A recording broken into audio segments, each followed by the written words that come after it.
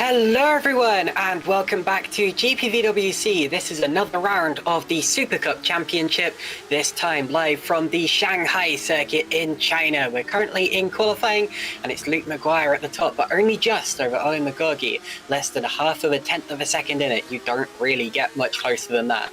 All of the top three drivers are currently in the pit lane. McGorgy's just entered the pit lane and they will be setting up for one final run. Apologies for the slight delay. in this broadcast, we had various different issues with the cameras and the commentary and all of that, and we don't have Jake Sanson or Jack Nichols here today, or any of the other commentators, I'm afraid. It's just a single person stream, but thank you to Jack Mayer and Heigo Poom for helping us get set up, and Heigo, of course, is streaming right now as I speak. Anyway, as for the qualifying session, we have just 3.5 minutes to go before we will see the order that they will start in for the race. That is, of course, without the addition of any penalties or other grid drops that we might see. But anyway, so out onto the track for the final time goes Oren Magorgi, as well as Damien Kardash, who briefly came into the pits, and they will be setting up for their final flying run.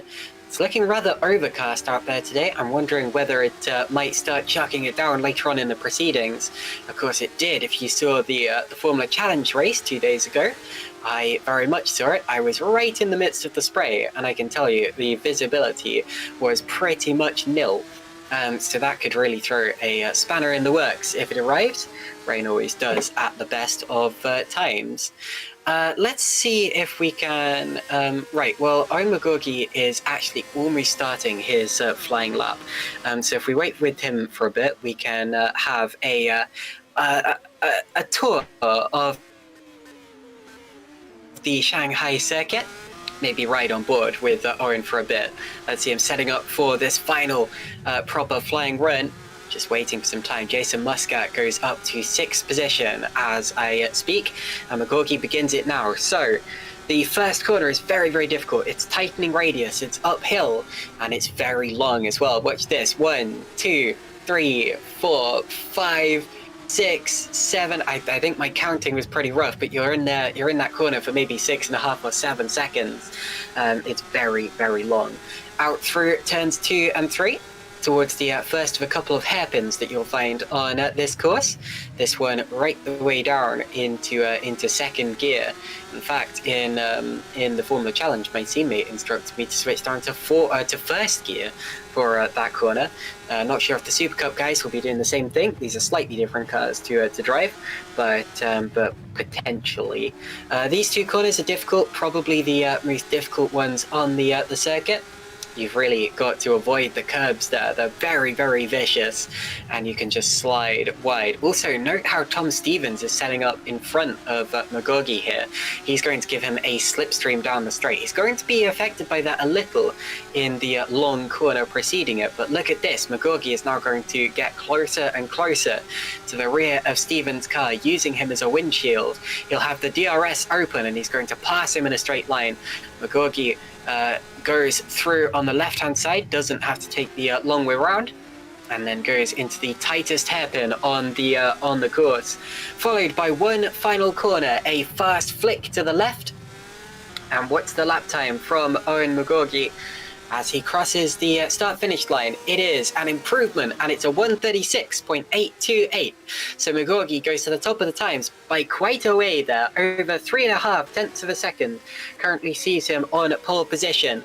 So what can Maguire or Stevens do about that? Of course, Stevens has just started what I think may be his final flying lap. Michal Galka there just moved up to 4th place, and he's been beaten by Jeffrey Fournier. So Fournier goes up to 4th. Surprised to see Fournier in Supercup, actually, because he is very much a Super League or Super League Lights level driver. But you could say that about a couple of people in this league. Let's see what Luke Maguire does in this first sector here. He's just approaching the end of the first sector timing beam. And it's relatively quick, 25.6 in the first sector. That's about what you'd expect on a flying lap like this, although he can go faster. That wasn't a personal best there from Luke Maguire, and I'm not sure that this is going to be enough for pole position. Let's watch. Here he comes down towards the final sector of the course. You've got the tight left-hander there. That is technically a hairpin in and of itself. It's first gear, in a Formula Challenge car. Then out through the long back straight. And the second set time isn't great either, so I don't think that Luke Maguire will be going up onto pole position here. He's still got to go for it. There's not really any point in backing out of the lap right now. Oh! My goodness, and there's a car who has collected him in the hairpin, so that is the last attempt over for both him and whoever that was. There's been a crash, and that is the end of the qualifying session for those particular drivers. Only a few drivers still out there on track, no one particularly competitive, I'm afraid to say. So it looks as if that will be the qualifying order. Owen McGorgy will take pole position, followed by Luke Maguire. Slight improvement there for Jakub Kalbarczyk. He goes up to 6th position as we speak. About to see Vincent Kiersmakers jump up the order a bit as well. He goes up to 28th. He was 29th. So that will indeed be the qualifying session finished. McGorgy takes pole by over 0.3 of a second from Luke Maguire. He will be very much the driver to beat today, ahead of Maguire. Then it's Tom Stevens. So 2 HGP cars in the top 3. HGP looking very competitive in this qualifying session. Jeffrey Fournier is 4th, followed by Michal Galka, Jakub Kalbarczyk, Damien Kardash, Patrick Rojak, Moritz Kropp, and Jason Muscat. Jason Muscat, another of those drivers who is probably below where he should be in Super Cup. He has the potential to do well in Super League Light or Super League, but anyway, that is the end of the qualifying session. We now have to wait for a short amount of time before we get to see the full grid order with updated penalties. I'm not sure if there are any overlapping or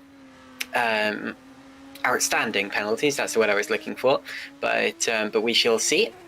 But I'm pretty sure that it will be McGorgy starting from pole position, and very much the driver to beat today. Now, there are going to be 2 races today. The first one will be pretty much double the length of the second, and there will be a pit stop. The grid will be decided by the order that you've just seen in qualifying, plus any outstanding penalties. And then the second race will be a partially reversed grid. There will be a random number drawn between 6 and 10, and that number of drivers from the order of race 1 will be reversed, and they will start in the opposite order to each other on the starting grid for race 2, meaning that the winner of race 1 will have to fight through from anywhere between 6th and 10th place on the grid, with a shorter amount of time in which to achieve it.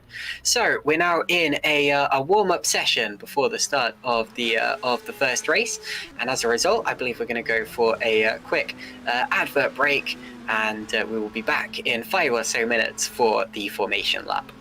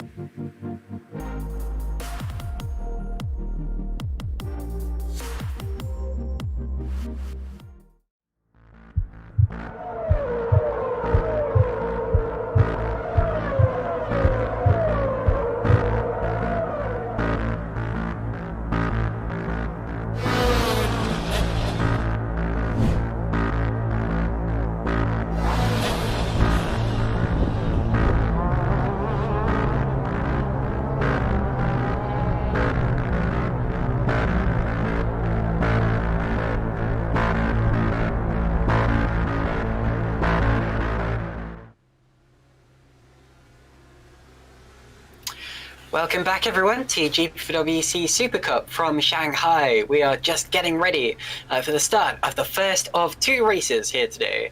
Remember, it is going to be I've completely forgot. McGorky just got pulled, didn't he? Yes, sorry, my god. By over 3/10 of a second. So it's going to be tough to beat him today, especially since he has his teammate right there, standing right behind him in 3rd position. And that's often where you want to be in case one side of the grid is slower than the other. Tom Stevens, of course, currently leading the championship. So look out for him. Just trying to work out where he is in the order, actually. Okay, never mind. Yes, he will be starting 3rd on the grid, and only leading the championship by 8 points over Owen McGorgy, his HGP teammate. So both of those currently having not quite a stranglehold over the championship. Jason Muscat's only 7 points back, but it's been a very solid start for them. And in fact, no other driver apart from Tom Stevens has featured on the podium twice in any of the 4 races that we've had so far this season. Stevens himself has featured 3 times. So anyway, Muscat, of course, is 3rd. Then we have Damien Kardash 4th, Luke Maguire 5th, George Sutton 6th, then Chris Butcher, Menno Klont, Michal Galka, and Jakub Karlbarczyk. So those are the drivers you've got to look out for in terms of the championship. And other drivers who have stood on the podium so far this year have been Vincent Gutt and Philip Koenig, but they're not in the top 10 due to slightly lesser reliability and some poor results at Bahrain last time out. Overall, 33 drivers have started races so far this year. And I like this average position feature on the spreadsheet that I'm looking at. Normally you don't quite get to see the average positions of the drivers, and it shows how points don't directly correlate with performance sometimes, because Owen McGorgy has an average position of 4th and Tom Stevens has an average position of 4th.3, which is strange because Stevens actually has 8 points more than McGorgy, but that's because, of course, more points go to the drivers on the podium than you would expect if it was a linear process, and that of course is to encourage drivers to make overtakes and move up the order even more than they would already be encouraged to do so. But anyway, so Stevens at the top, followed by McGorky and Muscat, and in terms of the qualifying session that we've just seen, slightly flipped around, but still the chief contenders are the drivers you would expect. HGP Motorsports, of course, very much still at the top of the standings with both of their drivers, 1 and 2. And then, of course, you've got THR, Multiforce, Gallery 82, and Red Arrow Racing. And no teams have brought in. Actually, there have been a couple of drivers teams who have had 3 drivers so far. The top of those is Nova Sim Racing, which replaced Stephen Lexar with Craig Patterson. Anyway, the session has now ticked over, so we just have to wait for the R-Factor man to come in and say his stuff. And then we will be underway for the formation lap ahead of this 28-lap race. Owen McGorgy sitting there on a pole position, just preparing to teleport out onto the grid. It's a good thing we don't have to do the warm-up laps to actually get the cars around to the grid itself. You can just kind of teleport out there in sim racing. Looks a little unnatural, but it saves a lot of time, and that is more important for an event.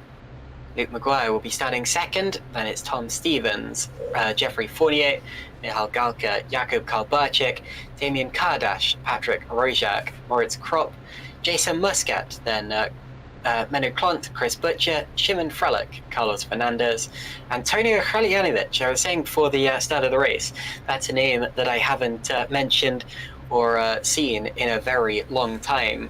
Driving for Satellite Racing. Of course, he raced for Satellite a few years ago in WCS League as well, and I'm sure that's the last place that I saw him.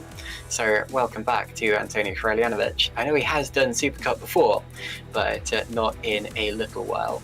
Scott Cervik is P16, followed by Vincent Gutt, then Liam Rance, Craig Patterson, Matthias Gazowski, Alexander Ragosa, Philip Koenig, Tom Ely, Blake Checkett. Abnormally low qualifying position for Blake Checkett. He was much stronger than that in Australia. Then it's Colin Matiak, Garrett De Vries, Dan Hutt, Vincent Kiersmakers, Mark Fuller, and Mihaljo Vicentijevic. So that is the full grid of 30 drivers. Interesting to see both the ST cars at the back. I wonder if they just haven't brought the right kind of setup for a circuit like Shanghai, because of course all these cars are theoretically identical. The only differences are the drivers and the setups. I guess you could also say the rigs that people use to drive them. Some people have more complex equipment than others, but that makes barely any difference over the course of a race.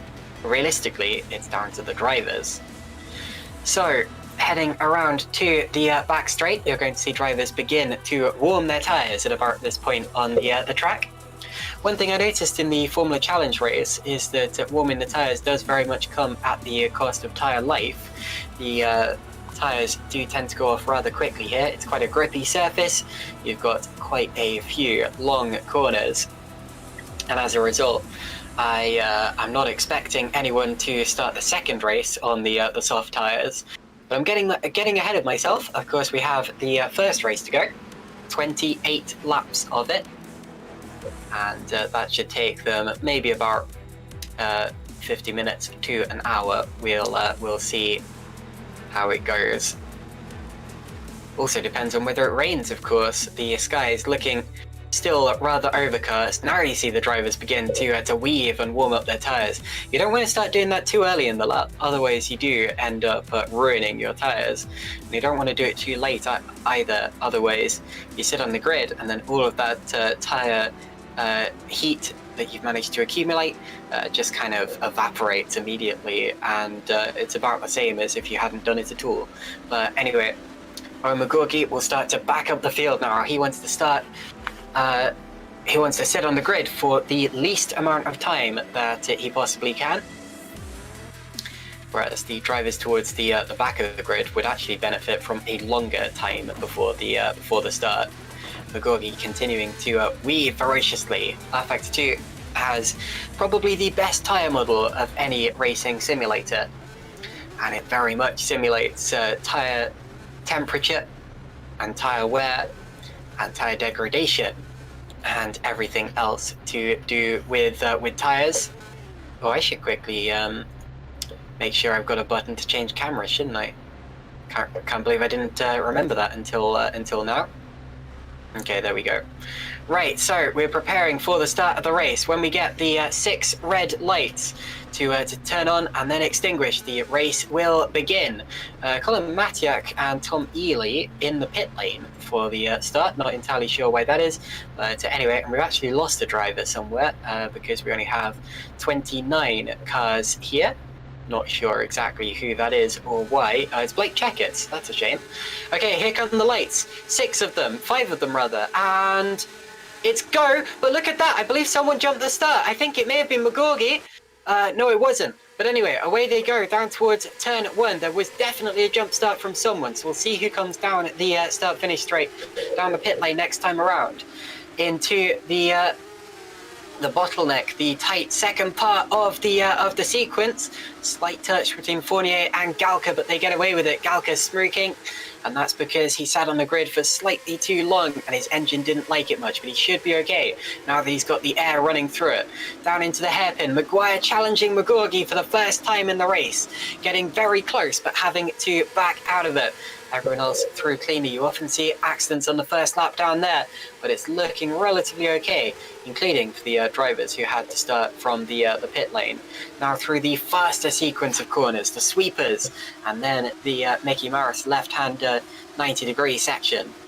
So we've got the final straight, or the back straight, coming up. That is where Maguire will have his first real opportunity to get past Magorgi. Slipstream Central, as I like to say, especially when DRS becomes available on lap 3 of this race.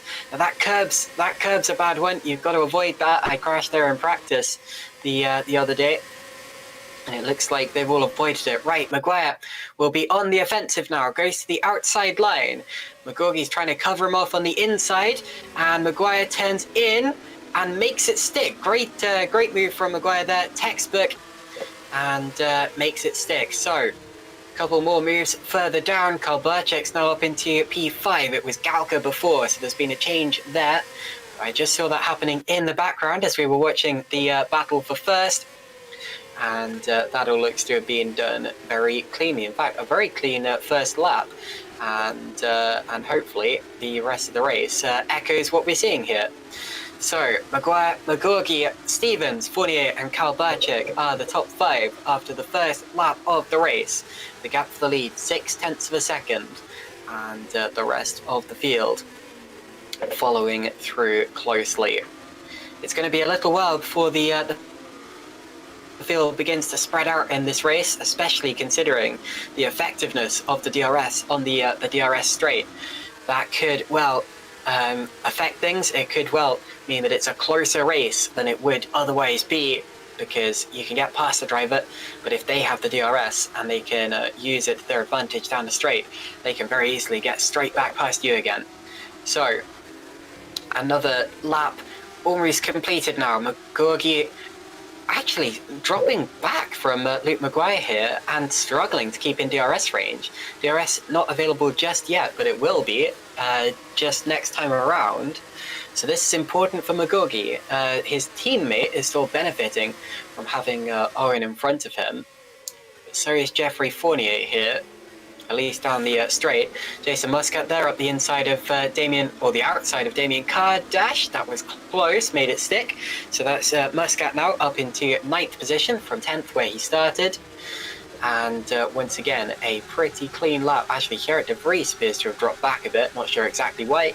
May have had a spin or something like that, because he has lost a lot of time in that one. A couple of cars running wide in the final turn. Easy to do. That was one of the action or the accident black spots in the wet in the Formula Challenge race. and if it rains today, expect to see more of the same. But even in the dry, there's an awful curve there on the outside, and these are very low slung cars, so it's a difficult one. Lap 3 of the race, DRS will be available, but not for Owen McGorgy unless he can get a wriggle on in the next few sectors here. It looks as if Luke Maguire is going to be comfortable in the early stages of this race. And Stevens, oh my goodness, and a big crash further back. It's Tom Stevens pointing backwards and cars flying all over the place. It looks like Fournier may have no, Fournier did not get through. And the server's just updating itself there, but many cars involved, several missing their front wings. Another one's going for a spin in the background. That looks to be one of the Multiforce cars. An absolute carnage here on the third lap of racing. There's a car missing its rear wing, stopped in the middle of the road. Everyone manages to clear it. And that was an absolutely dramatic accident there, which looked to have been started by contact between Tom Stevens and potentially, well, it was whoever was running in fourth position. So I think maybe Jeffrey Fournier, who's been badly affected here. Cars still smirking and crabbing and creeping down the straight, and all coming together in the hairpin as well. So there's more contact and more damage done to some already very damaged cars. Now let's see who comes into the pits at the end of this lap. Fournier is in. He's missing his front wing. And so will be several other drivers here. Not sure who that was flying into the pits in the background. Oh, I tell you why, it's because my order is not updating itself. If someone could remind me how I can update my order, that would be very much appreciated. There we go. Okay, I think I've got it done. Stevens is in, Rojak's in, Fournier, Muscat. They're all in the pits. Karl Barczyk came in, and another contact. That's Colin Matiak going over the front of Alexander Ragosa. They were fighting over 21st position. So some more contacts going on, and not a good race here so far. And I do wonder whether it was potentially some server issues that may have caused that incident. I can't confirm that for definite. But it looked to me, because the server was the cars were kind of glitching around after that. May have just been me, but anyway, that may have been the reason or a contributing factor in the carnage that we've just witnessed. My change camera button is still not working, so let me just go and update that quickly. If I miss anything, I do apologize. But anyway, Heigo Poom still doing a good job of broadcasting the pictures to you, so you don't miss much at all. Anyway, so back to the action. Maguire still leading by enough, 1.5 seconds, and then they have broken away from a crop behind. Kardash there just past Clont. And that is Clont just passed Kardash, sorry, and that is for 6th position as they cross the start-finish line. And once again, my camera's struggling to update them, or my order, sorry, struggling to update itself. No, I was slightly behind. Okay, Kardash 6th, Clont 7th, Fernandez following them closely in 8th place. And Fernandez hasn't had much luck in this series so far. He retired from race 1 in Bahrain. Did a good job to come back through to P10 in race 2, but still not particularly high up in the championship. This is his chance to change that. Approaching the back straight again. I'll be watching Fernandez closely this time. He's actually the first driver in DRS range of the car ahead of him, apart from Chris Butcher in 5th place. Yeah, Butcher opens the right wing. In all of the carnage, Moritz Kropp is up to 3rd place, Kraljanovich is 4th, and then Butcher is 5th. So that's a big change around in the order. Those drivers must have just snuck through everything that happened. And when we get a moment of peace, actually, I'll see if I can look back at what happened in the accident and work out if anyone was here to blame, or if it was completely a racing incident. But you don't normally get an accident that big without something really dramatic going wrong. Anyway, Maguire leading by 2 seconds now, so the gap's still coming out, and I'm not sure that Maguire has anything to say for him at this point in the race, which, as I was going to say earlier, was unexpected since he qualified on pole by so much. Good to see everyone still continuing in this race despite the chaos. It would be very easy for drivers to pull the plug and just decide that enough is enough, but of course your finishing position here affects your starting position in race 2, so I understand why people are still going. Now, I've just looked back at the replay. It appears that Stevens lost control all by himself, and then Fournier and the chasing pack just could not avoid him. Karl Blachik had a big hit, and then other cars came flying through and found themselves with a face full of carbon fibre, and that's why so many cars ended up in the pits at the end of the third lap of the race. Butcher to the inside of Kralinovic, making his move. Slight lock-up on the tyres, and a slight touch as well, but goes through. And that's important because Butcher is the top car on soft tyres here. And considering he's got such a clean track in front of him, this is looking really good for Chris Butcher here. He is definitely a contender for a podium here today. And Kralinovic on the softer compound of tyre.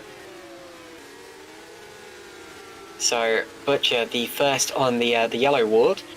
Carlos Fernandez is also on the yellow walled tyres, as is Shimon Frelich. So those are the top few drivers, the drivers in the top 10 who are on those hards. I wouldn't be surprised if a lot of the drivers or all of the drivers who crashed on the first lap switched onto to harder tyres as well, because you need to use 2 compounds of tyre in this race. And that gives them the best flexibility to do what they want to do for the remainder of the race. I feel like I may have made a mistake when talking about the tyres there. I'm not sure exactly who I said was on what tyres, but just to reiterate, it's Butcher on hard tyres, the first driver on hard tyres, and also Fernandez and Frelich on those yellow-walled hard tyres as well. That is hard compared to the red-walled soft tyres, but I don't want to confuse you with that. If you've been around racing, you know what I'm talking about.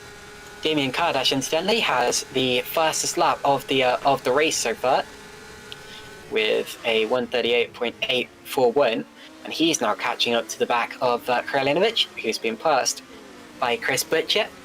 And that's the next major battle which could change around in this race. Kardash running wide there out of the final corner, getting it back under control before he ended up on the grass. But demonstrating how skatey the car gets over there. It really can just toboggan straight forwards. And luckily, the curb comes to an end before you hit anything solid, but it gets really, really treacherous there in the wet. And when you're following someone, and when someone's following you as well, because you're going to be slower out of there, and it can be slightly unpredictable sometimes, especially if you have a slide. Antonio Kralinovic, a slight twitch there through the first of the hairpins, but still under control in 5th position. Still a little way off the pit window. There's not an official pit window, of course. You can come in at any time in this race, but you realistically will want to pit between maybe from lap 10, 11, 12, about then, and go onto the harder tyres. Kralinovic taking the wider line onto the back straight. Kardash not getting the best of slipstreams there, but he gets the DRS now, and this will be a rather easy one for Kardash because of how early he was able to pull out. So he goes through, and Kralinovic drops down into 6th position now. Still doing a great job though on his return to Supercup. I believe he started about 15th or 16th. Runs a little wide there, but he's okay. Damien Kardash now in 5th position and still holds the fastest lap of the race by a couple of tenths of a second. So 8 out of 28 laps gone in this race. Luke Maguire is leading from Owen McGorky, then Moritz Kropp, Chris Butcher, Damien Kardash, Antonio Krelinovic, Benno Klunt, Carlos Fernandez. Then Fernandez actually has a bit of a chain behind him. You've got Craig Patterson, Shimon Frelich, and Mateusz Gazowski, Philip Koenig, Vincent Gutt. They're all right there. And then there's a bit of a gap back to another battle, another chain of cars, which is Dan Hurt, Mark Fuller, Tom Ely, and Alexander Ragosa, and they are fighting over the final points paying positions in this race so far. Menno Klunt now is the next driver to catch up to Antonio Krelinovic, and these two old rivals from WCS League and various other, and also Supercup, I think. I'm pretty sure they've raced here before. But anyway, and they're going to go wheel to wheel again on track, it seems. Klunt with the DRS, he's going to have an insane overspeed by the end of this straight, and goes to the inside. Krelinovic doesn't go hugely defensive there, and Klunt will take 6. There he goes. So Menno Klunt up into 6th place now. Klunt has won Supercup races in the past, I believe, and is doing a good job in this one so far. Next up behind Krelinovic is Fernandez. It's a little unfair of me to be taking off cars to pass Krelinovic, because look at this, Krelinovic going right back around the outside of Menno Klunt. That was an amazing comeback move there into turn 1, but he's run wide. He's left the door open. The next corner is a left-hander though, and it's a long one, so he has the advantage here. Double apex 2. Klunt needs to try to keep the door open for the hairpin. He finds another opening on the outside. And now Fernandez and the rest of them are right up there. As I was saying, it's a little unfair of me to be taking off cars to pass Krelinovic like it's inevitable, because it is not. And he just demonstrated that. Just suddenly seemed to click into gear, didn't he? Oh, running a bit wide there. That's not a line you want to take through that corner. And that's going to back them all up, maybe half a second or so through there, bringing yet more cars onto their tail. Look at this, it's a 7-car chain at this point in time. Just about clean there. It almost looked as if someone was going to run into the back of the car ahead of them, but they are all okay. The other cars in this are of course Klunt, Fernandez, Patterson, Frelich, Gajowski, Koenig. Here we go on the straight. Fernandez under attack. Krelinovic under attack. The animal is going 2 by 2. Hurrah, hurrah. And this time it's Krelinovic who has the inside line. They rub wheels. They bang side pods. And Krelinovic still has the corner. That was really good defense, actually, from Antonio there. He is very much the cork in the bottle. DRS open for everyone but Antonio into turn 1. You don't want to be in the inside there, but Klunt makes it work somehow. Brilliantly done. That's going to force Antonio out of the rhythm. Fernandez sneaks through. He's on the outside though. This will be opportunistic if he makes it work. There is grip out there. I think he's going to make it work here. That's going to be one of the overtakes of the race for Fernandez there. And, oh, is there going to be touch? There is! And around goes... There's a driver stopped there, and it's Craig Patterson. So Patterson misjudged the back of Fernandez's car there and ran into him, and that very much spoiled the show for those drivers, because even though Fernandez did get ahead of Krelinovic, he had to jam on the anchors and save that car for all he was worth, and Craig Patterson ended up losing out through his own mistake. Looks as if everyone else just about managed to avoid him, so that's good to see. No major damage, just some tyre damage and pride damage for Craig Patterson, who is now in 13th position. Onto the start-finish straight again. It'll be Frelich who has the best seat in the house for this one.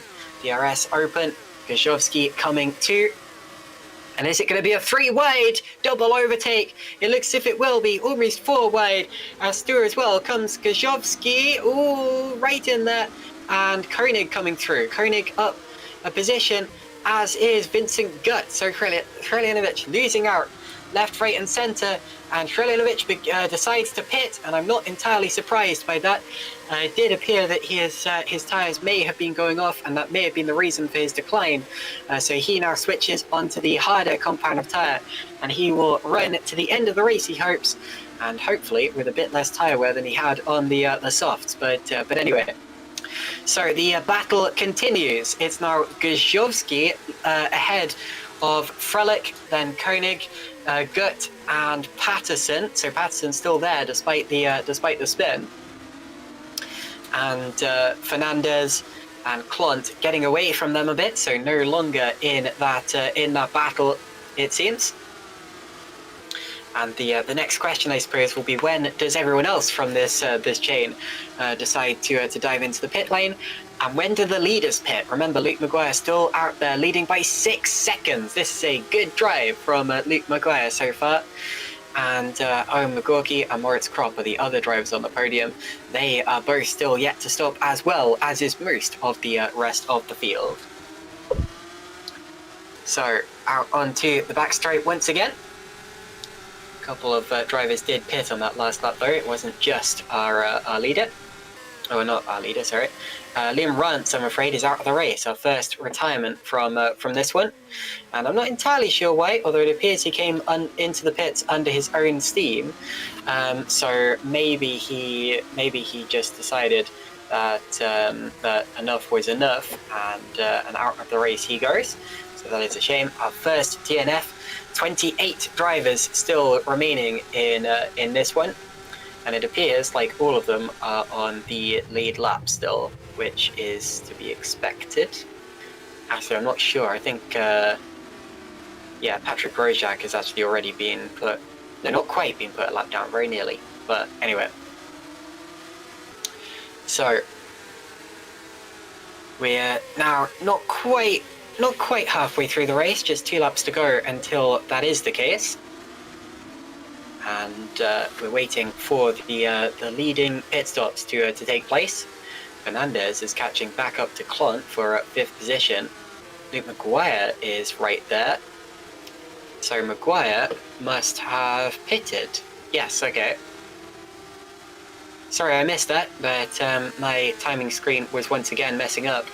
Luke Maguire has indeed been into the pits. Let me just double check that. Yeah, it was a decent pit stop from Maguire, nothing special. And he is now on the hard tyres, which he will run to the end of the race. Catching back up to Carlos Fernandez here. McGorgy into the pits. So McGorgy did have the lead, but he's in. So Moritz Kropp will now lead the race in the Nova Sim Racing car. Not to be confused with Nova Finlandia, the Formula Challenge team. And of course McGorgy also goes onto the hard compound tyre. Every driver who pits will do, unless they started on the harder compound. I call it the harder compound for simplicity's sake. There are harder compounds in GPWC, but this is the hardest compound that we are likely going to see today. Also into the pits there came Damien Kardash, but his pit stop is also okay. Now did McGorgy come out in traffic? Nope, looks like a pretty clean road ahead of him there. Almost 5 seconds to Philip Koenig ahead. So that is what you like to see when you come out of the pit lane, especially in his position. Back to the run, back to the fight for 3rd, 4th and 5th. Klont still has just over a second out of Carlos Fernandez, which may be crucial. Luke Maguire will be getting held up a bit by this, because there is no way that Fernandez, in a fight as high profile as this, will be ducking out of the way of Luke Maguire anytime soon, especially considering that there is no blue flags for this fight. Maguire will have the advantage of the DRS, and will have to go for it on the road, and ideally as soon as possible. He's close into the hairpin, takes a look to the inside. Does Fernandez know he's there? Yes, he does. And they're still side by side. Kropp into the pits, but let's keep looking at this quickly. Maguire and Oh, runs wide. He may have to give that up because he was all four wheels over the white line. Fernandez has this into turn 1. So Chris Butcher leads the race for now by 13 seconds as Krop drops down the order in the pit lane. That's okay, because his rivals also still need to pit. And this is dramatic here for Luke Maguire. Remember, he had 6 seconds of an advantage. So if he loses more than 6 seconds, he could find himself getting mugged and overtaken for the lead of the race. You can easily lose that much or more in a battle like this. It just depends what kind of pace Carlos Fernandez is going and how long this lasts. Tyre smoke from Fernandez there. That's how hard he's pushing it. Now Fernandez doesn't need to fight Maguire too hard. He's not racing him in the overall order. Fernandez started this race on hard tyres. He's still yet to come in. But he doesn't want to lose out too much. In fact, he's losing out quite a lot to Clunt in all of this. Trying to defend from Maguire. So this isn't going well for either of these drivers right now. I'm not sure either of them are benefiting from this. More DRS from Maguire, takes a look to the inside, just as he did a lap ago. Is this going to be a better move? There he goes. So Luke Maguire back up into 3rd position. Also in the background, it looked to me as if Gazowski got past Koenig. And that was for 7th place, or 6th place on the road, sorry. Another lap, and into the pits comes Menno Klunt. And also in behind him is Shimon Frelich. So a couple of cars in the pit lane now. And that means that the podium positions are now Chris Butcher, who's yet to stop on his hard compound of tyre, followed by Luke Maguire, 16.5 seconds back, and then Carlos Fernandez. That's the order. Still going to be updated as more drivers make their stops. Only one stop expected in this race, unless something goes drastically wrong for any of these drivers.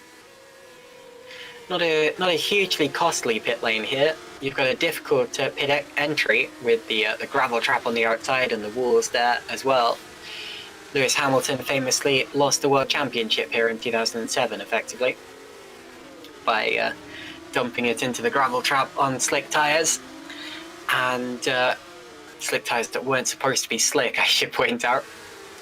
And then a few years later, I think Perez, Maldonado, they all crashed there.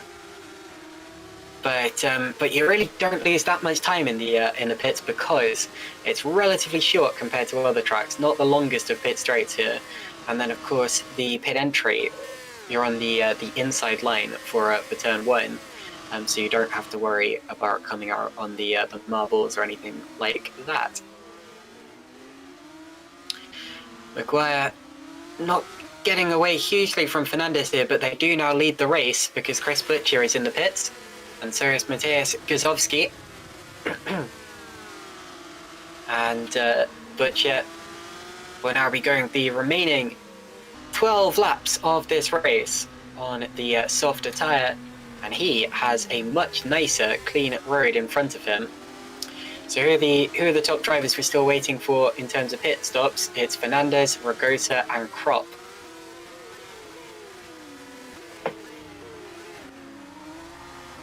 Oh, and Krop spun it there in the middle of the corner. He's in the gravel, gets it going, and through goes Chris Butcher. Luckily, that all looked rather clean. It didn't look like Butcher got held up much by that. But yeah, I believe Krop just dropping it on older tyres, and that's going to affect him a little bit. Wasn't in a race with anyone else on track, but often it's stationary cars you really have to worry about. So Luke Maguire currently leading the race once again. His gap has actually extended to Owen McGorgy despite the battle with Fernandez. So that shows you just how fast Luke Maguire is. And I don't think McGorgy's got anything for Luke Maguire. Still over 12 laps left in this race, but it's a very tough ask from here. Vincent Kiersmakers has had an incident. Oh no. Well, he was also yet to stop, I think. So, are these drivers just pushing their tyres a little too far? Looks like he ran through the grass on the corner coming up to the back straight. Alexander Ragosa now into the pits, and that means just a few drivers remaining on those harder tyres. Fernandez and Crop are the main ones of note. Patterson there, coming out the pits side by side with Kralanovic. Not sure it was in the pits actually. I think this may be a battle over 10th place. Kralanovic on the inside, makes it stick, nicely done. I believe he was ahead before though, so this is an attempted move from Patterson, with Vincent Gutt right there. And that looks like it's going to end in tears. Wow, little touch from Gutt on the rear tyre. Luckily they both get away with it. Surprised that Kralanovic didn't go for a spin there. I'm sure that if he did, he would have been gutted. But anyway, where it's Crop now, within a second of Chris Butcher. That's interesting. Oh, and that's because Butcher's just got past Crop. My apologies. So Butcher up to P4, and Crop still yet to stop. Sorry for any confusion. Carlos Fernandez into the pits. There we go. Fernandez out of second place, or what was second place. So Butcher now onto the podium. I told you he'd be a contender for that. And setting the fastest lap of the race as he does. So Butcher flying on those softs. Do you reckon he could still catch McGorgy? Well, on the last lap, he was over a second faster than him, over 1.1 seconds faster than him. So at this rate, he would catch McGorgy. It's still on here for second, you know? And that's what I love about racing like this, where you have alternate strategies. It can really swing at one driver's way, and then just go straight back the other way as well, after the pit stops. Not sure Butcher expected to be on the podium after qualifying, but he'd have sensed the opportunity after the opening lap, or the third lap incident as it was, and now he's living that dream. We'll see what his next lap is as well, but it's gonna be quick, I expect. Shimon Frelick also fighting with Carlos Fernandez. These two on relatively new tyres, although Fernandez is much, much newer. And it looks as if Fernandez is going to catch Frelick on this straight. Whether he can get past him or not depends on which way Frelick moves. Isaac Morris pointing out that it's unlikely that Butcher will be able to do 1.1 less than McGorgy every lap. That is true, but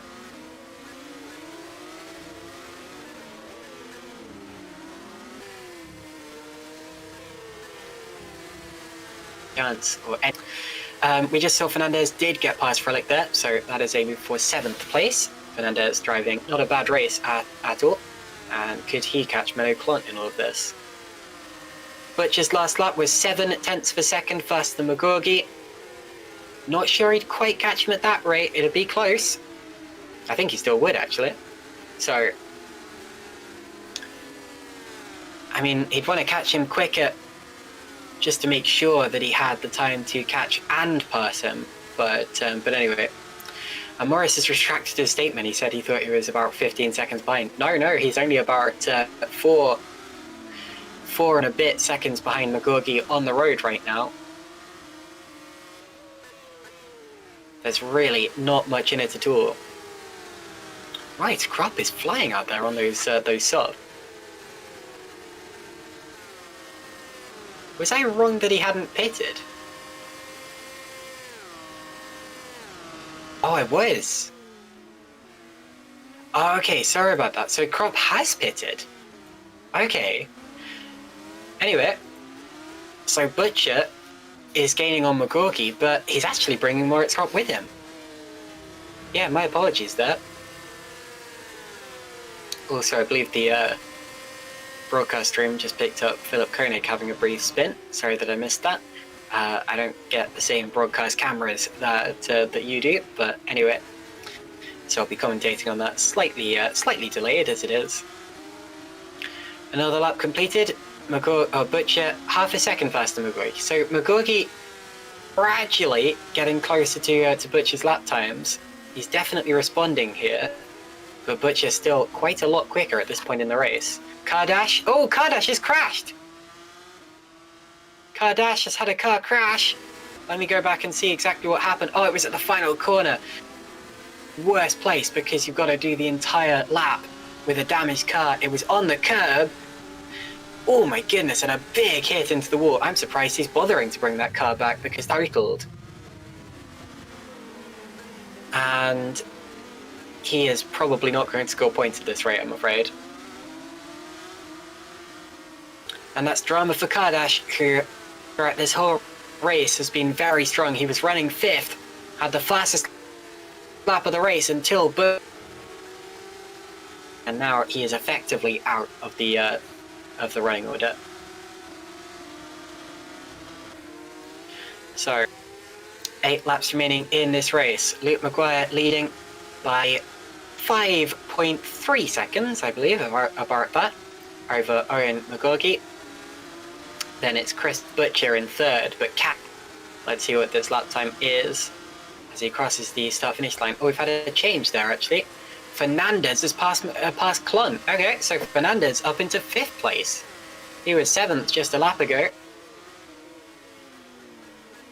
But he's up into the top 5, and his last lap was a personal best, too.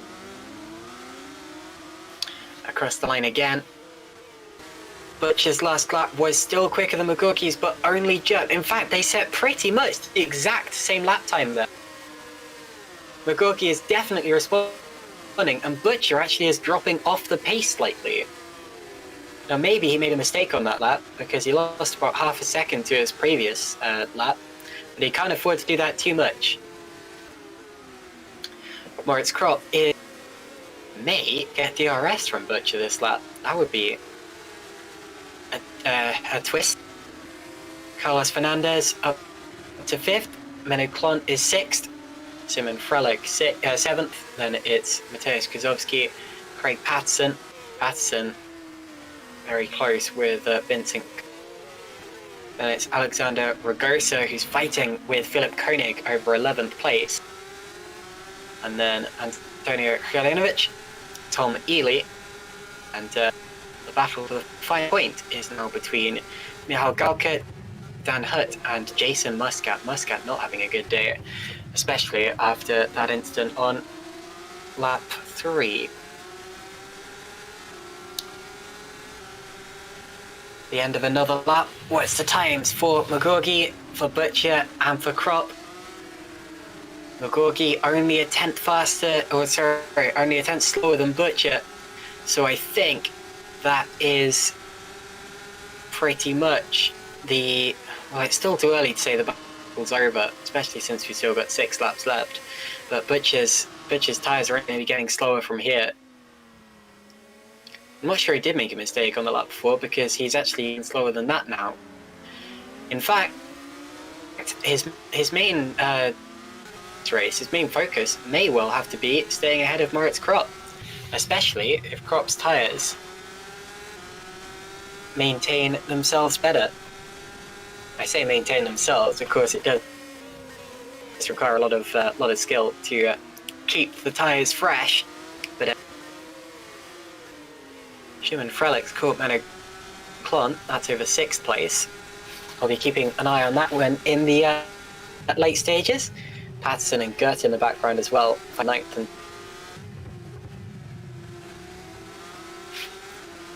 I think we just saw a slight collision on the broadcast stream. You'd have seen this just a few seconds ago. No, it was Dan Hutt had to lock up dramatically to avoid the back of Michal Galka's car, Good avoidance from Hutt, but it was his mistake, I'm afraid. But anyway.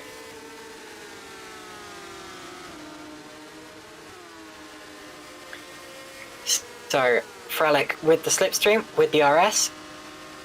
Not sure I'll be close enough to Clunt this time around, but it's a very long straight. At other tracks, you need to be maybe 0.3 per second behind the car in front of you, heading into the RS zones to make a move. But in this, maybe it's 5 or 0.6 per second.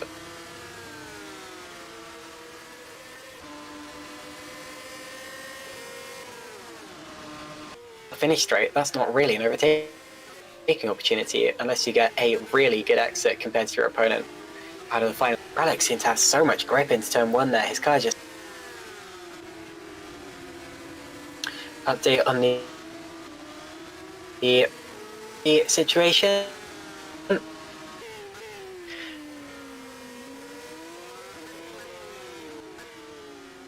Four 10. Last lap.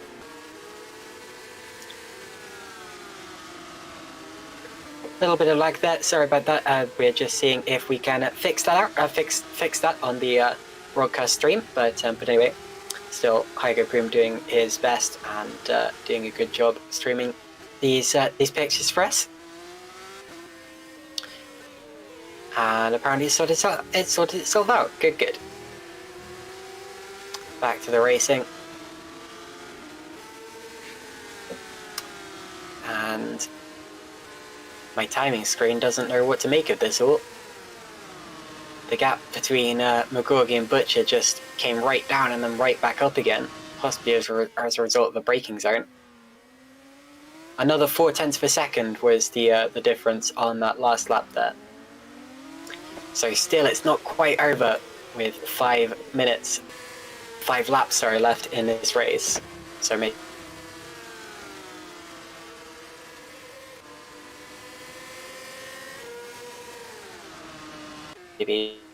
It's also. It's actually a relatively long lap time here in race conditions. Oh, and Clunt and Frelick are going side by side into turn 1. Well, they were, and well, Clunt's still ahead for the time being. Let's look at Frelick now as he is approaching into the hairpin. Better than to go for a dive. Shout out to Shimon's gran. He was spending time with her before the race started, and as a result got minimal practice time on the day. But anyway, Shimon showing none of that right now. He's still running in 7th position and challenging hard for 6th with Menno Clunt. Catching. Not quite. But the back straight is next, and that's the important part. Vincent Gutt appears to be off the road, and he was running 10th. He's now down in 13th. Okay, shame for Vincent Gutt. He was doing a great job. So that elevates Alexander Ragosa into that 8th place.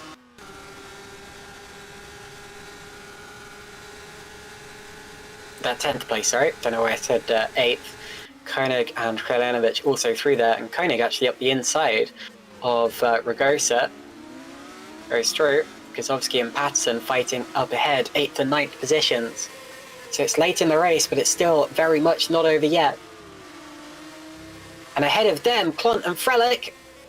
And around the outside sweeps Shimon Frelick. Does he find the grip? Are they going to bang wheels? Are they going to be okay? There's a second apex still to go. Clunt got a little twitchy over the apex. They're still going to be neck and neck towards the first of the hairpins. Clunt on the inside, Frelick on the outside. There's some fast sweepers coming up, so they've got to sort this out soon. Frelick goes for the switchback, but surely he's got to back out of this one. And Clunt keeps the move, keeps the place. Frelick taking a lot of curb in the background there. This is going to go right down to the wire between the two of them. And that's the way we like to see it in racing. Butcher's gap to Mogorgi is now less than 2 seconds. He's going to be getting a slipstream from him down the straight here.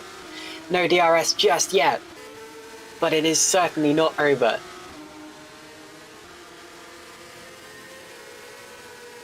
He wasn't catching by the same amount that he caught just after he came out of the pits, but he's still catching. Bring it down lap after lap. Is it enough? Now watch Frelick. Frelick around the outside of the hairpin. He's going to run out of road there. He does so. Patterson there also fighting with Gajowski still. Patterson 8th place currently. And again Frelick goes for it. 6th and 7th is one of the hottest contested positions in this race at the minute. And this time it appears to have worked. Depending on whether he can get it turned in for the second apex. There he goes. Shimon Frelick through into 6th place in a very good overtaking move. Clint had nothing to say for that. And so long as they are both clean, then that should be their positions for the rest of the race. Unless Clonk can come back to him, of course. But we don't have much time left at all. Just one lap left after this win. I believe I just saw a change of position down in... Ooh, Ely and Krelinovic are banging wheels over 12th place. Ely on the inside of the sweepers. Has Krelinovic finally got his tyres in check? Maybe not, because he's run wide, and Vince and Gert almost had enough room to sweep through over the curb. You see what I mean about the car skateboarding and tobogganing. Final lap of the race now for Luke Maguire. He's got a 6-second lead. He should be okay. Second place. Oh, has got past Krelinovic now. Krelinovic just too wide onto the back straight. But yeah, second place should also be sorted unless Butcher can get into DRS range before the straight. Talking of DRS, Krelinovic is coming back here. And misses out. Jason Muscat will be next to Parents at this rate.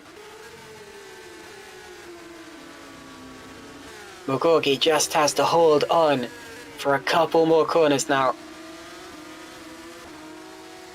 And of course, that crucial long straight. Clont and Frelick still fighting over 6th place. Frelick looks if he's going to get that unless Clont can use the straight to his advantage. That straight has been the defining feature of this race. I knew that it would be. It always is, or very usually is. And Butcher, I think Butcher made a mistake because he's dropped a couple of seconds there and he will not have the DRS. And that means that even though it will be a THR podium, Mogorgi will split them and keep that second place. Luke Maguire coming through the final corner, and he is going to win race 1 here at Shanghai. Still a second race to go. He'll have to fight harder for that one, but a good victory there from Luke Maguire. Wasn't totally dominated. Aaron Mogorgi just 5 or so seconds behind in second place. And then Chris Butcher, who gave it all he had, settles for a third, but a good drive from him. And he was definitely the fastest car on track for most of the second half. Moritz Kropp was P4, then it was Carlos Fernandez, Shimon Frelick. Let's watch Gazowski and Ragosa coming to the finish. The two PZZW Racing Team cars. That's not a corner you want to go side by side through. I think Gazowski has got that place. No team orders at that team, obviously. Look at that. It's almost a drag race across the line. So the top 10 were Maguire. Actually, look at the top 4 right together after the finish. Butcher 3rd, Kropp 4th, and it's Fernandez, Frelick, Clont, Patterson, Gazowski, Ragosa, Koenig, Ely, Gert, Muscat, and then Krelinovic claimed the final points paying position. And out of the points, I'm afraid, were Jeffrey Fournier involved in that incident, Dan Hutt, Michal Galka, Mark Fuller, Scott Sturvik, Jakub Kalbarczyk, who should also have done much better, but was one of the worst affected in that opening incident, and finishes almost side by side with Tom Stevens, who will also be likely coming through the order in race 2. Mihaly Vicentijevic was P23, followed by Hjert Prix, Colin Matiak, Damien Kardash, Patrick Rojak, and then of course the 2 retirements, Vincent Kiersmakers and Liam Rance. So that is. Oh, and Kardash actually reclaimed fastest lap in the end. So that'll be why he. Oh no! Well, that's because of course he came in to repair the damage, and he would have also put softs on and gone out for fastest lap. So anyway, well done to Kardash for that. At least he showed us what he could have done and what he might do in race 2. Anyway, we're going to go for a quick break. But don't go anywhere because we will be back in just 5 or so minutes for the start of race 2.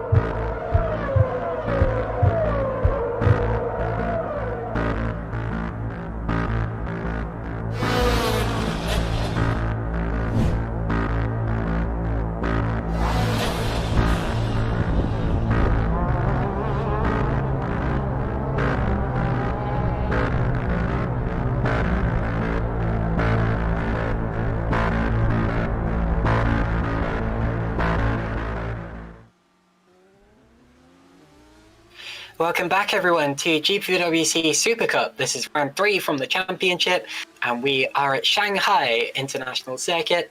Of course, if you've been around, then you would have already seen race 1, which was won, of course, by Aaron McGorgy. Now, we have a reverse grid number, and it is 7, meaning that Menno Klunt will be starting from pole position, and Aaron McGorgy will have to start from 7th on the grid, making life tougher for him than usual.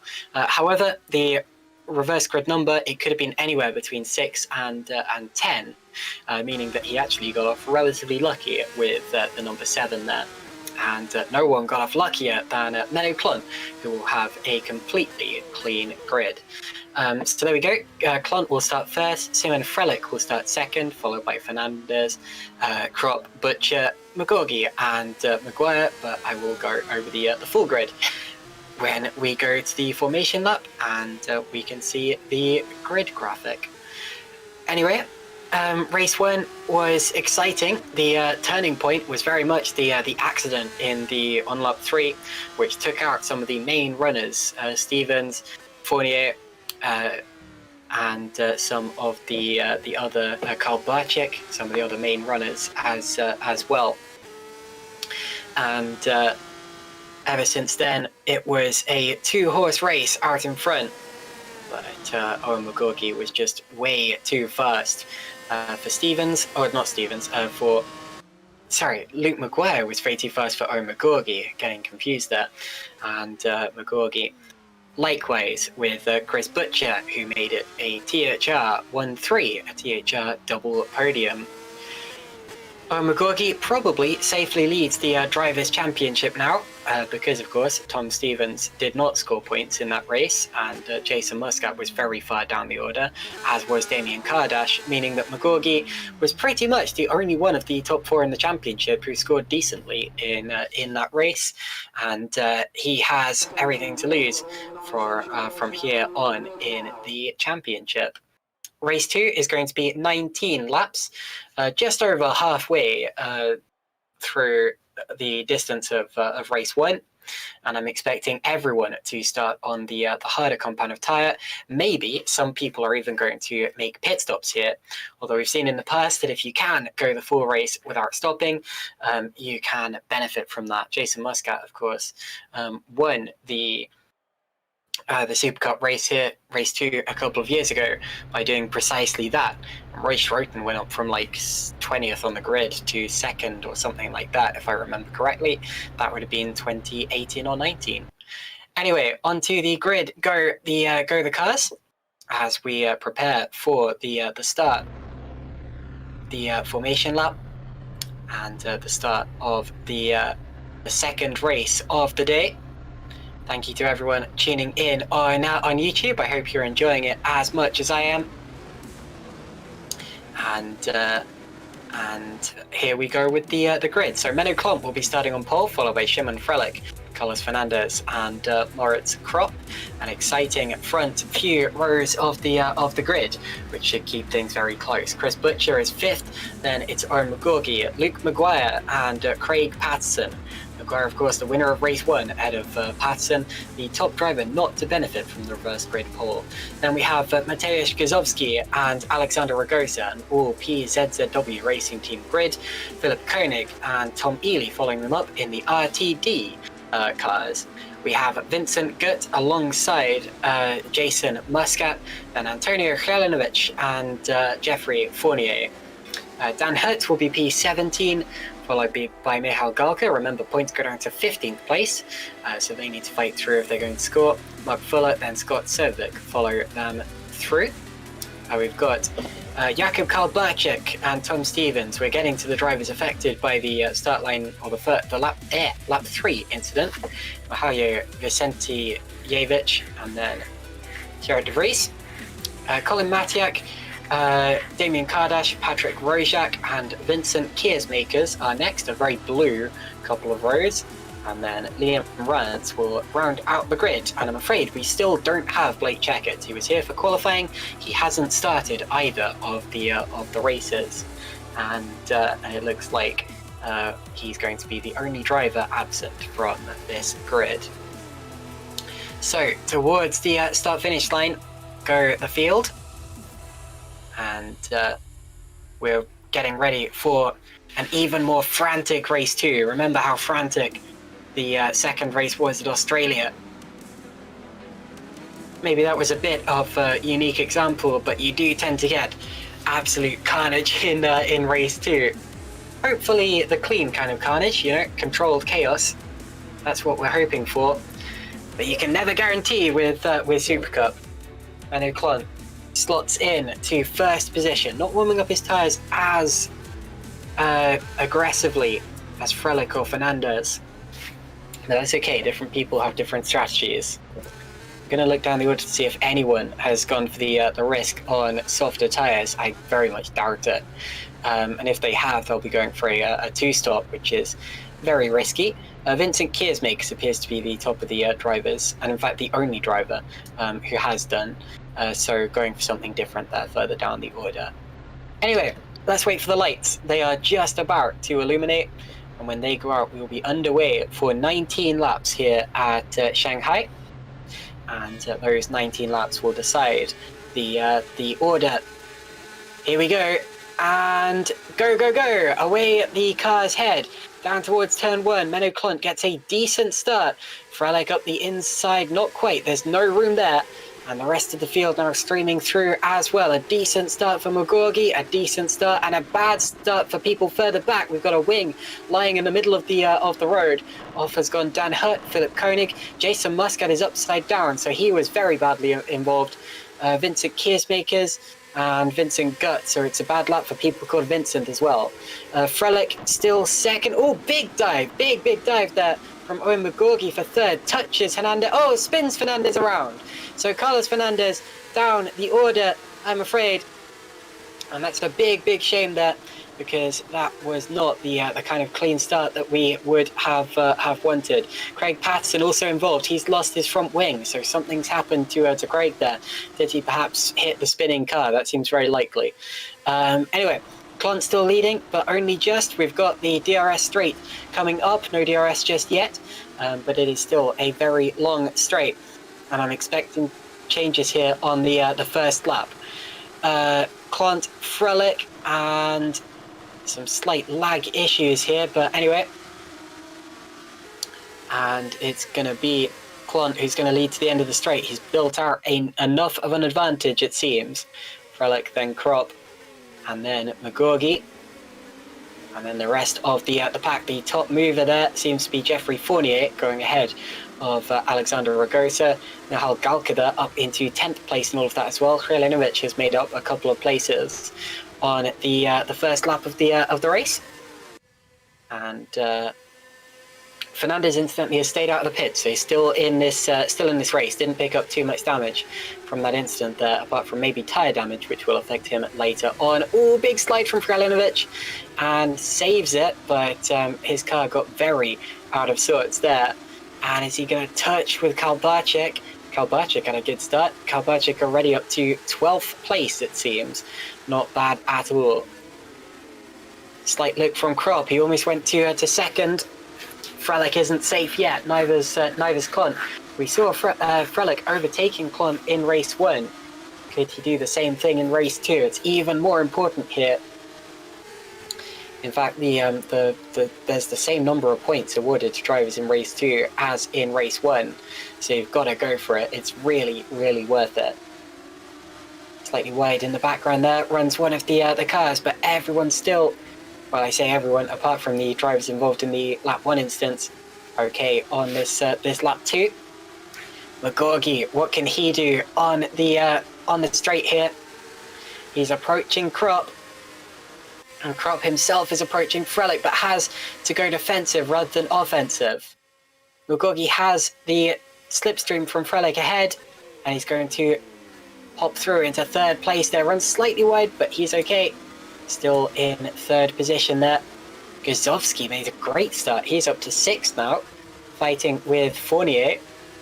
And Fournier back through to 6th into the final 10. So the double ZW.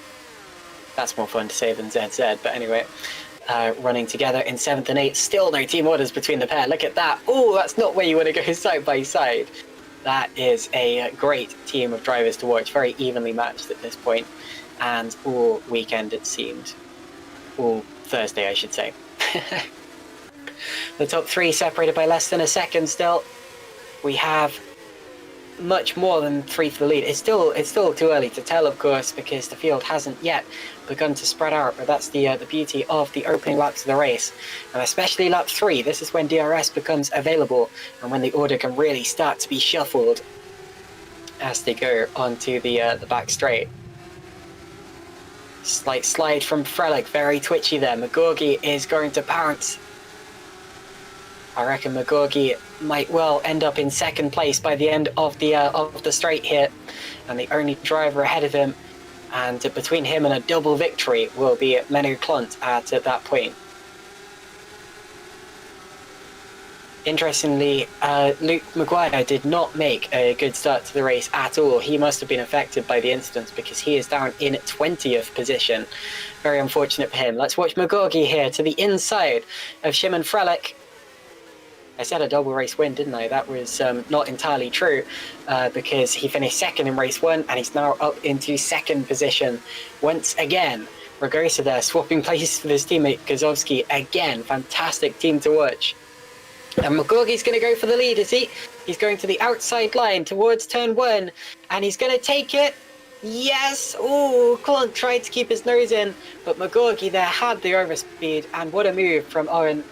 That is the race lead, and the driver who comfortably took the lead of the championship in race 1 is looking to extend it in race 2. It's going to be hard for anyone to beat him. His nearest rivals are all well down the order at this point in the race, and that is Owen McGorgy's best, the best possible thing that he could see ahead of him, which is miles of empty road and no back markers in sight here. So, what about second? Can Frelick attack Klont like he did in race 1? I want to quickly have a look at Luke Maguire and see how he was caught out near the start of this race, because Maguire, of course, started well up the order, and now he's running well down the order for seemingly no reason. It appears that he was okay through the first sequence of corners and then was caught out of the hairpin. So something happened at the hairpin, and is that where Patterson lost his nose? Yes, it was. So Patterson ran into the back of Maguire, and Maguire ended up in the barriers. So anyway, that's why he's now running down in 19th position on the back of Liam Rance. Ooh, Butcher there has got past Crop, so that's 4th place for Butcher. Side by side further back, Galka and Ely. And Ely gets 9th. Wide spins. Galka's backwards. And a big contact, and that's Kalbachik again. Very unlucky for Jakub Kalbachik. He's going to go. My goodness, I thought they were going to touch again as Galka got going. Kalbachik needs to... Oh, and he's out. Kalbachik, I'm afraid, out of race 2, much like he effectively was in race 1. Now let's look back up to the front of the order. Klont's losing out, so through goes Butcher, Krop, Frelick, and Klont's down to 5th. Look at Fournier. Not quite touching wheels, they just about get away with it. Weaving, look at that. That's an odd place to weave, especially when you've got a driver right on your tail like that. Fournier set the fastest lap of the race last time around. And he's got past Menno Klont. Now, Klont must have made a mistake there. Contact between Kardash and Fernandez. So Kardash and Fernandez have gone sailing off the road. Kardash seems to be relatively okay. He's recovering. Kardash got off much worse there. It looked as if he was in the air when I saw him. Or Fernandez, sorry. And yeah, he's lost his rear wing. So Fernandez, I think, will be out of this race. And that's a huge shame for Carlos Fernandez. Bigger shame for Kardash. Kardash, who crashed out in the final turn. He really wanted a better race than in race 1. Fournier, taking a look for 4th, nearly, and up to 6th goes Ragosa. Klont not having a good race 2 here. He must have made a mistake at the start of the lap. Let me go back and have a look, because he was running much further up this order, now down into a much lower position, down into 7th. Frelick went around the outside of him, And yes, they touched and went wide, and he just kind of lost the rhythm at that point. So it was not quite an incident with Frelick, but a little skirmish potentially, and that's why Butcher and Krop are ahead of Frelick as well. Fournier on the back of Frelick, out the inside. Oh, looks the brakes, looks the rear brakes. Wow, that was a rallycross style overtake there from Jeffrey Fournier. Somehow makes it stick. And he is up into 4th position in a move that I'd be feeling pretty annoyed about if I was Tim and Frelick there, but no harm, no foul, I suppose. Stevens now coming through the order, passing Kjerk de Vries for P12.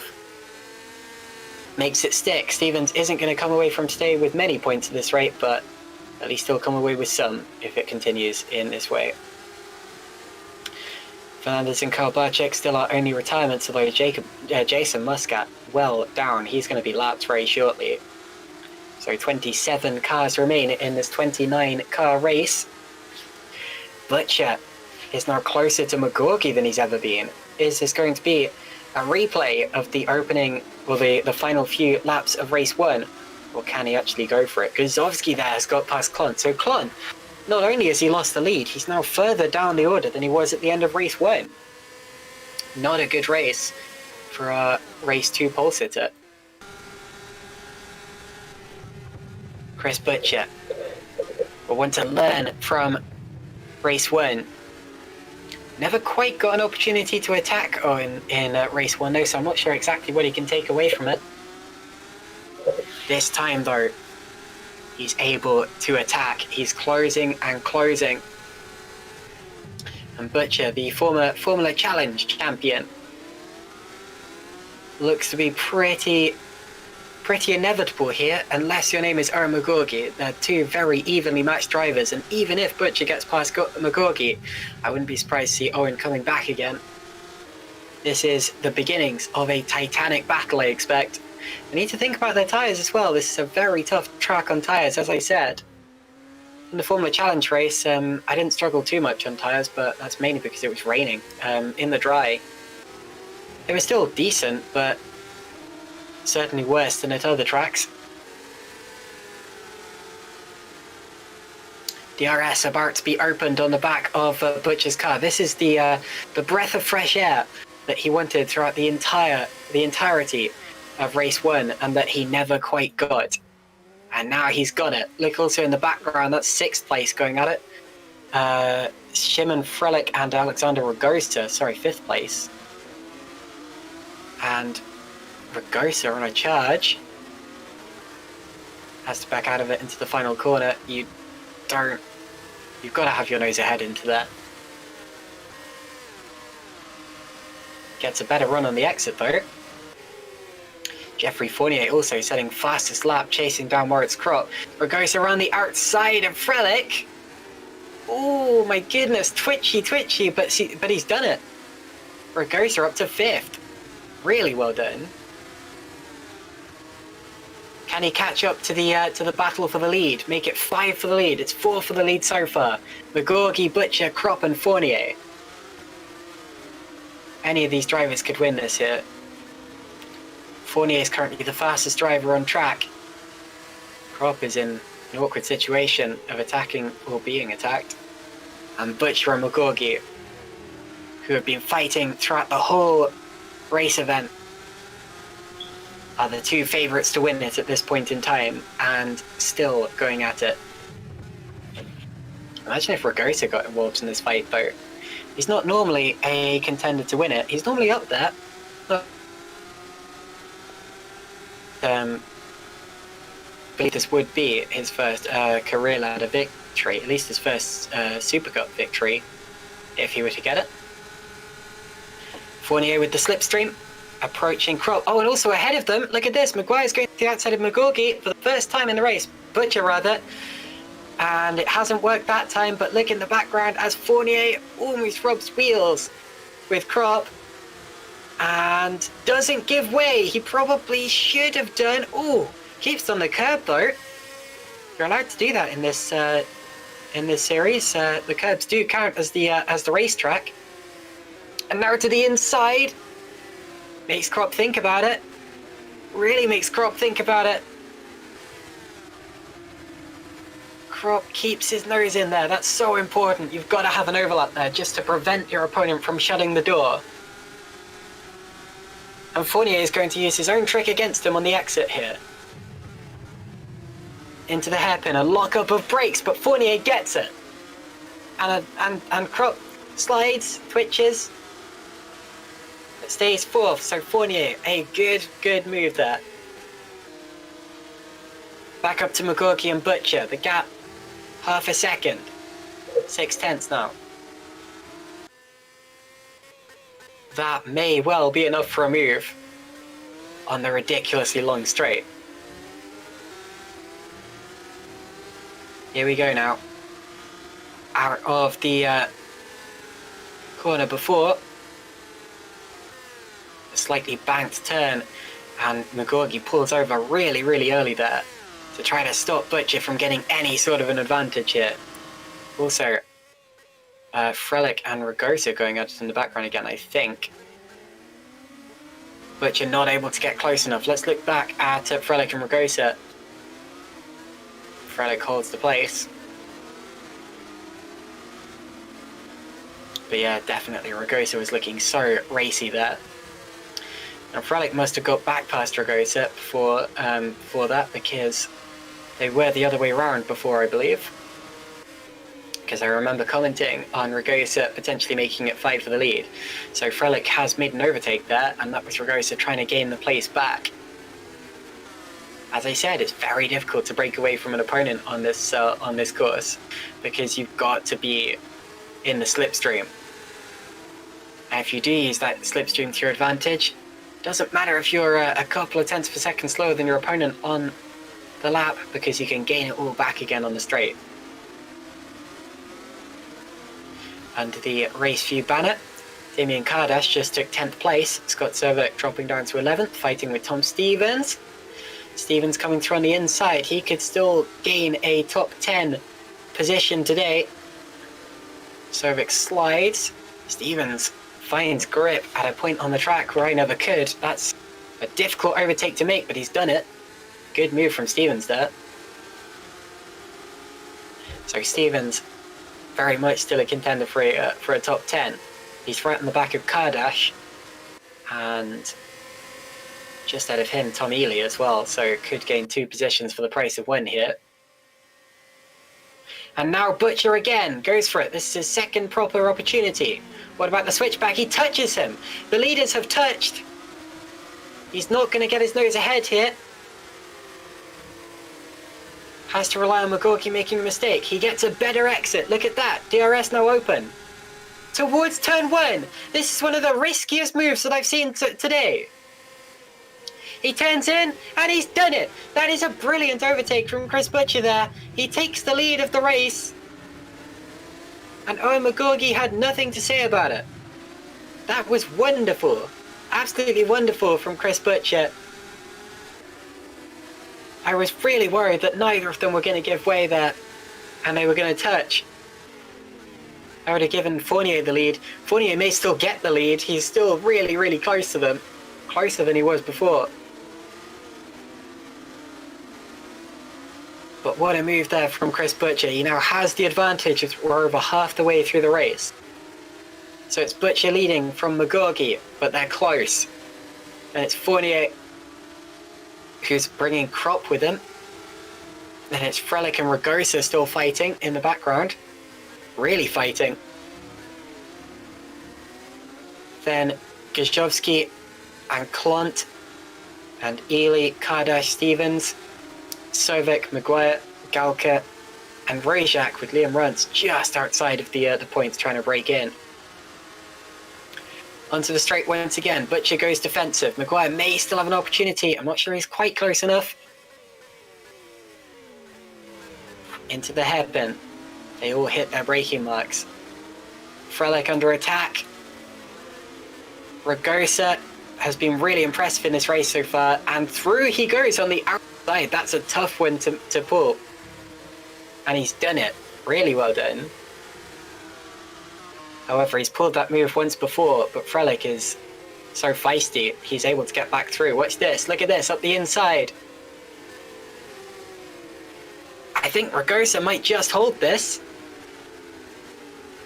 Yes, there we go. Ragosa had his car placed well there for turn 2. So even though Frolic seemed to have the advantage initially, Ragosa was able to snatch it back again. So that's P5 for Ragosa. Magorgi and Butcher still separated by less than half a second. I told you there'd be a fight here. I told you that Butcher wouldn't take it lying down. Oh, yeah. So, out towards Slipstream Straight once again. And this could be Magorgi's last chance. We've still got a bit of the way left in the race, but if Butcher is allowed to get away, then he won't have any more chances. Here we go again, Butcher using his own tricks against him. Taste of your own medicine, Doc. DRS open, but he's too far back. Needs to stick with him. Butcher covers off the inside.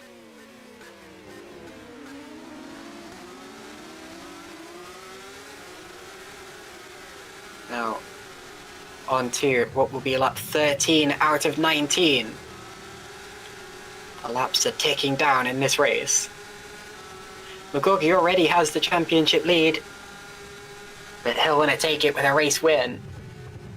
It always feels good to do so. Lap 13 of the race, Jeffrey Fournier and Moritz Kropp in DRS range of the fighting pair as well.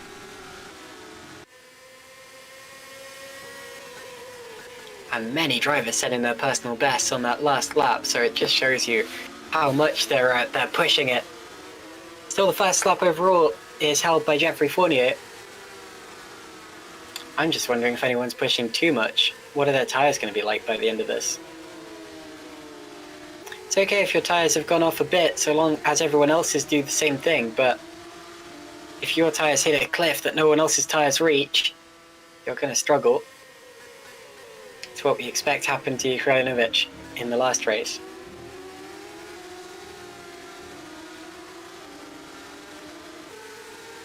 Let's stop talking about tyres for a bit and see if anyone can make a move on this straight here. Not sure anyone's quite there. About 6/10 between all of these drivers, they're evenly spaced. Ignore the Multiforce car at the back of that train, that's Jason Muscat, he's a lap down I'm afraid. But the top 4 still fighting. Bit of a move over 11th place going on. Scott Sovic being muscled wide by Ely, and Rance they're losing 15th to Rojak, so that's over the final points paying position. Rojak coming back through on the inside, they're going to touch. They did a little. Rojak muscled wide, or Rance rather, who started from the very back of the grid, so good recovery drive from Rance. Ely and Servic once again side by side. That was very nearly contact through turn 2 there. So fights going on wherever you look. I just don't want to miss anything with this train for first, second, third, and fourth.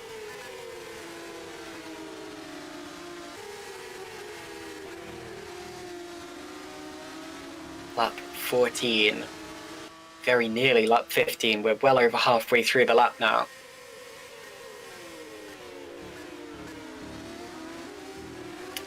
And Owen Magorgi still about 6/10 of a second behind Butcher. We've seen on previous laps that when he's that distance, he can't quite do it. Needs to be about half a second behind. Moritz Kropp has more of a chance here. A little bit more of a chance on Jeffrey Fournier. Down towards the hairpin, also in the background, more fighting over 6th place rather. Frelick defending from Gazowski, and then a long line, Klont, Kardash, Stevens, they're all there. Ely and Servic side by side. Servic locks up. He seemed to have the move done, but now they touch wheels.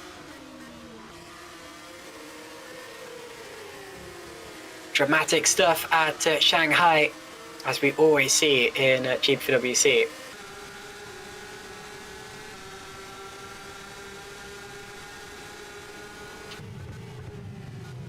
And you see now Magogi's about half a second behind Butcher, but they're not on a straight. He needs to stick there before the until the DRS zone. Kardash just got past Klont. That's for 8th place. Stevens about to follow him through. Stevens on a recovery drive. And Klont needs to go on a recovery drive. Although Klont faster through that sector there. Up front, the leaders are about to reach the straight again, and Magogi is closer than he has been. Only a bit closer, but could that be what makes the difference? I'm not sure. I don't think so. In fact, let's watch Fournier here. Fournier is coming. More DRS. This time Magogi doesn't follow Butcher over to that side of the road. Fournier was really close there. I thought he might go for it. Oh, and Tom Ely's had a crash. He's upside down. So that's our second upside down car in this race. And he's dropped out of what was, I think, 12th. That's a shame. Klont and Stevens fighting over 9th. Stevens up the inside. There we go. So Stevens now well into the top 10.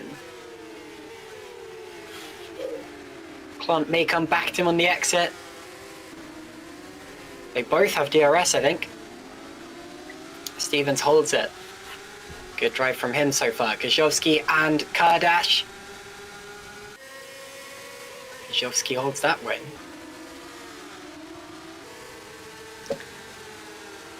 So, Butcher, Magogi, Fournier, Krop, Ragosa, the top 5. It's been that way for a little while now. It's been absolutely all over the place further back. Kardash now back ahead of Kozhevsky. Absolutely all over the place. And Kardash has done a good recovery drive as well. After race 1, had to start a long way down the order.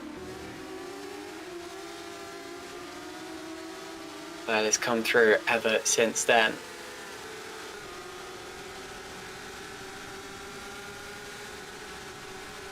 So had a really long way down the order. 29, 8, 7, 6. 26th, wow, so he's already up to 7th from there. Then even better than Tom Stevens, and that's saying something. Once again, the leading chain stay in the same order down the straight. Frelick and Kardash are the top 2 who might change. Kardash to the inside. Wow, oh, they touch. But Frelick has now made up, Kardash has now made up 20 positions in this race. What could he have done from the front of the field, you wonder? Would he have been quite as fired up, maybe? It's impossible to tell. But Kardash is flying. We saw that he could. He was fastest of anyone towards the end of race 1. Although that was partially because of his ability to run super young soft tyres that he only had to drive for a few laps. So he could just push it without having to worry about anything. But he's showing us he can do it in a race setting as well. And still about to pick up some valuable points from this, I believe. Once again, Butcher and Magogi are close. It's lap 17 out of 19. There really are not many opportunities still to go. Onto the back straight, and the gap is 7/10. Has Fournier still got DRS? I'm not sure he has. Oh, he just about has. Fournier just about still has DRS. But Krop is going through to 3rd, so Moritz Krop on the outside here. Not quite. Not quite. My goodness. Oh, and a bit of a twitch too.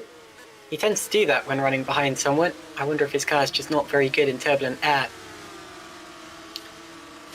Tom Stevens up to 8th place. No. Kozhevsky. He was nearly there. And now Krop again on Fournier. Krop again on the outside of Fournier. Not able to keep his tyre there, but Fournier slides. I thought Krop was going to see the gap and slot it through, but there would have been contact if he had. More sliding from both of those. I wonder whether it's the fronts or the rears that they're worrying more about right now. Probably the fronts. Krop on the inside. Oh, big slide, big slide. He's worrying about everything. Fournier back through, but it's still Krop on the inside. That's not ideal at all. That's really not ideal. Come on, guys, keep it clean. Don't touch the grass. Okay, they've just about kept it clean there. Great, respectful racing between the two of them. Krop over the curb. Fournier still third.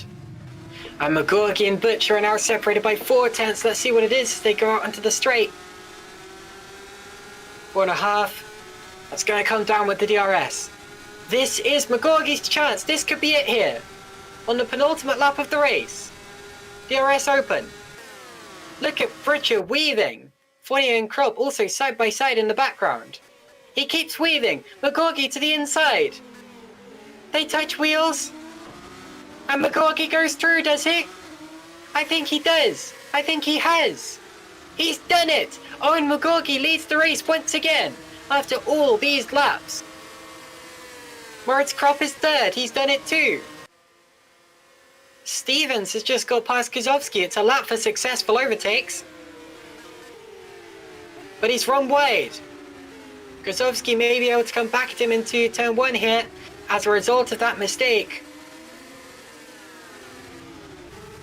You need to really be ahead of your opponent, at least nosing ahead, so you can sweep through. We're on the final lap in Shanghai. We have a battle for the lead on the final lap. Also a battle for third on the final lap. And a battle for 5th on the final lap. You don't know where to look, but let's keep half an eye, or a full eye, or both eyes on this battle for the lead. Because with the straight, we could see a late change. Another late change. Which has got to get close here. He's got to get closer than this. He's not close enough. Over the DRS detection line, he still has DRS. If he has a really slippery setup, he could still do it. Klontz just passed Kozowski. Oh, Kozowski's had a spin. Kozowski's spun out of 9th place. Big shame on the final lap of the race. He was doing so well, so Maguire's going to be in the top 10. Good recovery try from him. Watch Butcher. Try to unsettle Maguire. Maguire try... And he's going for it, is he? No, he has to back out of it. Bumped over the curbs. That looked like a proper attempt there from Butcher, but he was too far back. And into the final corner, Owen McGorgy is going to win here at Shanghai. A fantastic final lap battle. McGorgy wins, second is Butcher. Moritz Krop is third, then it's Jeffrey Fournier. Kardash spins at the final corner. Oh no, that's where he crashed in race 1. So Ragosa's going to be 5th. Ragosa's 5th because Kardash spun on the final lap of the race. Tom Stevens is 6th, then it's Frelick. Kardash finishes 8th. Then it's Klont, Maguire. Michal Galka is going to be 11th. Then it's Mateusz Kozowski. Liam Rand scores a point from 26th on the grid. Scores several points. Well done to him. Hero De Vries is 14th. Then it's Scott Cervik claiming the final point in 15th. Colin Matjak just misses out. Oh, I've got the hiccups from that. My goodness, what a race. Mihaly Vicentievich is going to be 17th. Then it's Dan Hurt. And then a close fight between Patterson, Fuller and Kralinovic, which I'm afraid is just for the fun of it now. And Kralinovic finishes 21st. Then it's Vincent Kiersmakers, Vincent Gutt, and Jason Muscat, who was a lap down. What a race that was. Also, we had retirements from Philip Koenig, Tom Ely, and Patrick Rojak, as well as the earlier ones from Carlos Fernandez and Jakub Kalbarczyk. Muscat claimed the first lap of the race towards the end there. But anyway, so that's the lot. Owen McGorgy wins an amazingly close race too. That could have gone either way. It could have even gone to Krop at the end there. It was that close. But McGorgy held him off. He got the move, he held him off. And Butcher did a good job not to slam into him at the hairpin on the final lap of the race. That would not have been a good way to end it. Formation flying for HGP Motorsport on the in lap here. And it hasn't been such a good day for Stevens. He had a really good recovery drive in race 2, but hasn't come away with many points by his standards at all here today, due to that race 1 incident. Magorgi, on the other hand, podiums in both races, a win in race 2. I think my driver of the day has got to be between him and Butcher. They were both really, really amazing. But I guess since Magorgi finished 1 place, actually, I'm going to say Chris Butcher's my driver of the day there. He, just because I want someone other than HGP to win for once, but anyway. It was a really good drive for both of them. It's very difficult to pick between the two. Crop there hits the wall on the in-lap. Luckily, it's only the in-lap. And so long as you're after the first corner, it doesn't really matter at that point. And what a race we've just witnessed. I can't wait to rest my voice a bit and hear, oh, it's donuts from Magorgi. And Stevens. Well, that's good to see. HGP doing double donuts to celebrate a good day's work for a Magorgi. We do have a team boss here, actually. Let's speak to David Carter, who of course is the team boss of THR, who fielded Chris Butcher and Luke Maguire. David, very up and down for you today. One driver had a great day, the other kind of a good day. How do you feel? Yeah, it's our best result for the season so far. You know, you got 4 results in the top 10, 3 podium finishes. I can't go much better really, apart from obviously Luke's incident at the start of race 2. That's a bit frustrating, but we had the field on toast today. To be honest, we had the best setup on the grid. I feel Luke walked it race 1, Chris from 12th on the grid in race 1 as well. Took a lorry load of points. I'm delighted. And it's fair to say that THR are back. Indeed. And how does that race 1 victory rank up against Maguire's other victories and THR's other victories? Difficult to say. I think for Luke, you know, he ran in Australia as well. He won that by, well, after penalties, he just won it, but he won on the road by 10 seconds. Today, I feel it was more satisfying because we've had to come back since Bahrain to get the car working, and it's all down to the hard work of the team. That's Luke, Chris, Andrew Waring, Tom Ely especially. He's been masterful with the setups. He's even made me look good in testing. So I've it's been absolutely brilliant. But there's a lot of hard work ahead. I'm really happy with the work so far. We've got to challenge for wins on a regular basis, and that's what we aspire to do. Indeed. Congratulations and good luck in your future races. Thanks, Caitlin, and well done for the broadcast tonight as well with Heigo. You know, it's always hard work by yourself, so well done to yourself as well. Really good job. Thank you. Anyway, I was going to ask David about Chris Butcher, but we don't have to because we can talk to him ourselves. Hello, Chris. Hello. A double podium for you, but both times finishing just behind Orion Magorgi. You must be getting rather sick of the tail of that HGP car, right? I'm getting rather sick of leading for ages and then losing it in the last couple of laps, to be honest. But yeah, well, a bit bored of looking at the back of the HGP car, to be honest with you. But you know, it was a really good fight.